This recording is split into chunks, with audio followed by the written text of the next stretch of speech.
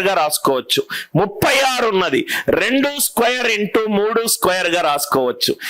12 ఉన్నది 2 square into 3 గా రాసుకోవచ్చు. ఒక సంయుక్త సంఖ్య అనేది ప్రధాన సంఖ్య ద్వారా వచ్చిన నంబర్. ఒక సంయుక్త సంఖ్య అనేది ప్రధాన నంబర్ ద్వారా వచ్చిన నంబర్లు. అందుకే నేను ఓన్లీ ప్రైమ్ నంబర్స్ మాత్రమే తీసుకున్నాను. మళ్ళీ ఎక్స్ప్లెయిన్ చేస్తున్నాను. సపోజ్ గా 36 తీసుకుంటున్నా.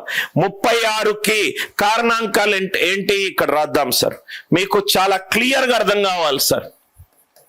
1 2 3 4 6 9 12 18 36 ఇవన్నీ కూడా 1 2 3 4 6 9 12 18 36 ఇవన్నీ కూడా 36ని డివైడ్ చేసే నంబర్లు.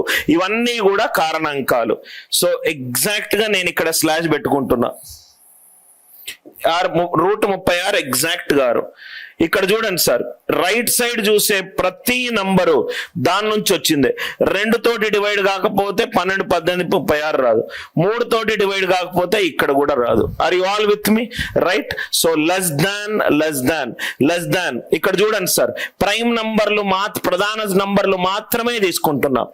2 3 ఎందుకు 4 తీసుకోవట్లేదు? అది 2 నుంచి వచ్చింది. ఎందుకు 6 తీసుకోవట్లేదు? అది 2 నుంచి 3 నుంచి వచ్చింది. ఎందుకు లెస్ దాన్ తీసుకుంటున్నాను? రైట్, క్లియర్ అయింది కదా సార్. ఇది గనక నాన్ పర్ఫెక్ట్ స్క్వేర్ అవుతే లెస్ దాన్ తీసుకుంటాం. కరెక్ట్ గా 36 పర్ఫెక్ట్ స్క్వేర్ అవుతే ఈక్వలెంట్ టు కూడా తీసుకుంటాం. ఈ ఎగ్జాంపుల్ మీకు క్లియర్ అయిందా? ఒక నంబర్ ప్రధాన సంఖ్య లేకుంటే సంయుక్త సంఖ్య చెప్పాలనుకుంటే ఫస్ట్ అది ఈవెన్ నంబరా ఆడ్ నంబరా చూస్తాం. 2 కంటే ఎక్కువ ఉండి ఈవెన్ నంబర్ ఉంటే అది ప్రధాన సంఖ్య కాదు. నెక్స్ట్ a⁻n ± b⁻n రూల్ తీసుకుంటాము. మూడోది ఓ నంబర్ కి స్క్వేర్ రూట్ కనుక్కుంటాము.